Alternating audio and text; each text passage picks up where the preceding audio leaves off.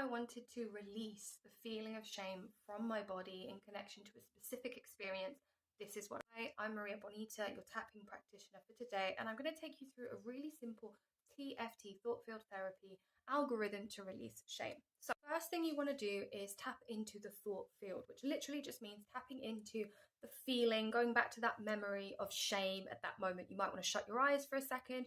You can also get a journal and just write it out and then say it out loud. So I really encourage you to tune into that. Rate the intensity of the shame on a scale from 0 to 10. 0 being like super mild and 10 being the most intense. Once you've got that and you're connected to the feeling of shame, I want you to tap here on the side of your hand for a little bit, and then you're going to tap here on the chin. This is the point for shame. Then you're going to let it go, take a deep breath, and connect back to the number. If you have a sizable decrease, let's say 2 points or more, you can repeat it. If you haven't noticed more than a 2-point decrease, then you want to move on to the gamut series. Tips like this, remember to follow.